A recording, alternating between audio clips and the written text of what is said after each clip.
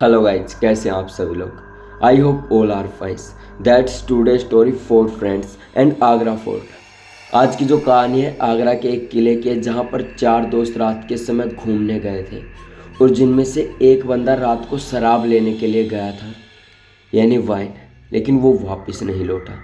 तो उसे ढूंढते ढूंढते एक और दोस्त गया, तो उसने सब कुछ बताया कि ऐसे ऐसे हमारे साथ कांड हुआ, उसके बाद हम वापस लौटे। खैर, इस कहानी की शुरुआत होती है करीबन 2 साल पहले। अक्षय, आशीष, मनीष, सुमित, इन चार लड़कों की एक कहानी है जो अपनी खुद की कार लेके आगरा घूमने निकले थे। जो कि ये जो सीन हुआ था ये सुमित नाम के लड़के के साथ हुआ था, और अक्षय जो कि उसे ढूंढते ढूंढते गुम हो गया था।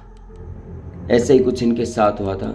खैर, ये चारों जो बंदे थे शिमला के रहने वाले थे और इन्होंने रातों रात प्लान बनाया कि भाई कॉलेज के एग्ज़ाम के बाद हम आगरा में घूमने चलेंगे। ऐसे सब कुछ पूरा प्लान बना के चले थे।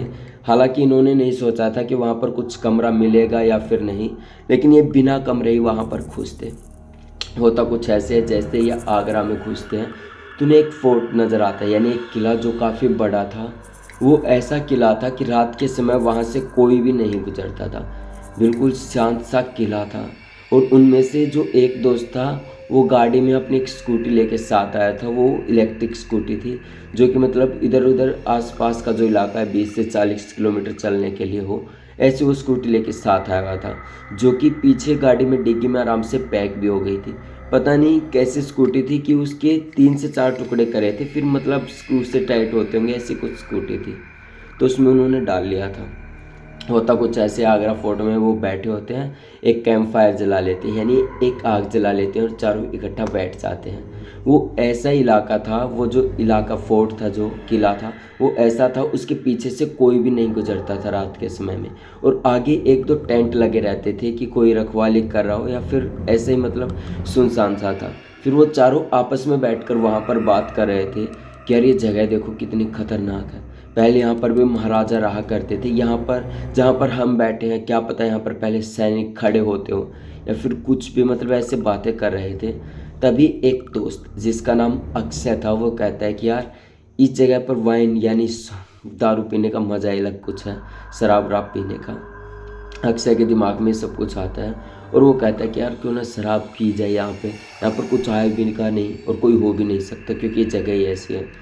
तो अक्षय की बातें सब कुछ सुनी, मुझने सुनी, अक्षय का जो दोस्त था आशीष, सुमित, मनीष, इन चारों ने जब सुनी तो उनमें से अक्षय जो सुमित था उसका दोस्त, उसको भेज देता है वाइन कहने के लिए।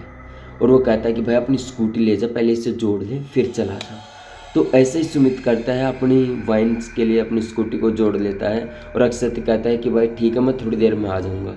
वो जो इलाका था दूर दूर तक सुनसान था, करीबन 5 से 6 किलोमीटर तक कुछ भी नज़र नहीं आता था। लेकिन जिस रास्ते से वो आए थे अपनी गाड़ी में, उन्हें लगा कि थोड़ी सी पीछे क्या पता वाइन की शॉप हमने देखी हो, ऐसा कुछ उन्हें लगा हो।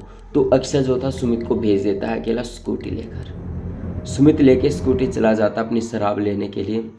जब वो शराब लेने के लिए चला जाता है तो काफ़ी समय बीत जाता है, लेकिन वहाँ पर वो वापस नहीं आता। करीबन 2 से ढाई घंटे हो चुके थे, लेकिन सुमित का कोई भी अता पता नहीं था। अब अक्षय को, मनीष को काफ़ी अजीब लगा कि यार ये कैसे हो सकता है, यार इतनी देर हो गई और आया भी नहीं है। आशीष को कोई मतलब ही नहीं था, वो तो चुपचाप बैठे हुआ था। लेकिन अक्षय को हुआ कि यार इतना समय लग गया, कैसे हो सकता है।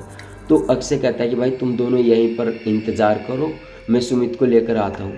तो अक्षय जो था गाड़ी लेकर निकल पड़ता है। तो रास्ता काफ़ी सुनसान था, जैसे कि मैंने बताया 5 से 6 किलोमीटर तक। तो अक्षय जब जा रहा था उसे रास्ते में एक बूढ़े अंकल मिलते हैं। वो रास्ता इस तरह सुनसान था कि बस केवल और केवल हवा की आवाज़ें आ रही थी और अक्षय अपनी गाड़ी चला रहा था। जब अक्षय गाड़ी चलाता जा रहा था तो अचानक अक्षय ने अपनी गाड़ी की रफ्तार तेज़ कर दी थी, क्योंकि उसे थोड़ा सा डर लगने लगा था। तो अक्षय जब तेज़ गाड़ी को भगा रहा था तो उनके सामने एक बूढ़े से अंकल आ जाते हैं, उनके गाड़ी के बिल्कुल सामने खड़े हो जाते हैं। अक्षय एकदम से ब्रेक मारता है और अंकल को कहते हैं कि तुम्हें मेरी गाड़ी मिली थी क्या नीचे आने के लिए, और बहुत सी गाड़ियाँ चल रही हैं, क्या यही गाड़ी मिली थी। तो जो बूढ़े अंकल हैं वो कहते हैं कि बेटा कोई बात नहीं, तुम मुझके ऊपर गाड़ी चढ़ा भी दोगे तब भी मुझे कुछ नहीं होगा। ये जब सब कुछ अक्षय ने सुना तो वो हैरान हो गया, क्योंकि वो सोचने लगा कि यार कैसे हो सकता है कोई बंदा ऐसे कहे उसे कुछ भी ना हो। तो अक्षय को काफ़ी अजीब लगा। तो वो जो बूढ़ा अंकल है उससे बातें करने लगा। 2 से 4 मिनट बात करी और कहा कि अंकल आप साइड हो जाओ, मुझे जाने दो। अंकल पता नहीं क्या करते हैं कि अक्षय की गाड़ी तुरंत ही बंद हो जाती है, चल ही नहीं पाती। तभी वो बूढ़े अंकल अक्षय को कहते हैं, बेटा यहीं पर मेरी कुटिया है, वहाँ पर आराम कर लो। तो अक्षय कहता है कि अंकल मुझे मेरे भाई को ढूंढने निकलना है जो हमारे साथ यहाँ घूमने आया था। तो वो जो अंकल हैं वो कहते हैं, बेटा तुम्हारा भाई मिल जाएगा, तुम मेरे साथ तो चलो। इतना कहकर अक्षय जो था उस बूढ़े अंकल के साथ चल पड़ते हैं और बूढ़े अंकल बातों बातों में बताते हैं कि बेटा इस सड़क से करीबन 3 दिन पहले एक बुरी तरह एक्सीडेंट हुआ था जिसमें मेरा बेटा और मैं था बुरी तरह से घायल हो गए थे।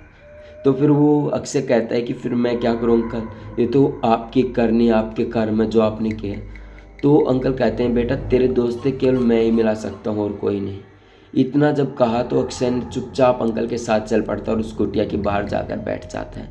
कुटिया के पास काफ़ी अंधेरा था तो अंकल अपनी कुटिया से एक लालटेन लेकर आते हैं और वहीं पर अक्षय के पास रख देते हैं जहाँ पर उजाला हो जाता है। तो वो अंकल से बातें करने लगते हैं। थोड़ी ही देर बाद बातें करने के बाद अंकल जी कहते हैं, बेटा तुम्हारे दोस्त से मैं तुम्हें मिलवा सकता हूँ, तुम्हें मेरे साथ चलना होगा। तो अक्षय कहते हैं कि अंकल कहाँ चलना होगा आप बता दो, मैं ही चला जाऊँगा। तो अंकल कहते हैं, नहीं बेटा तुझे मेरे साथ चलना पड़ेगा, तभी तुम मिल सकोगे। तो अंकल जो है पैदल पैदल करीबन 2 किलोमीटर जंगल की तरफ लेके चलते हैं और वहाँ पर जब देखता है अक्षय अपने दोस्त को, जहाँ पर सुमित उसका दोस्त खड़ा था, वो काफ़ी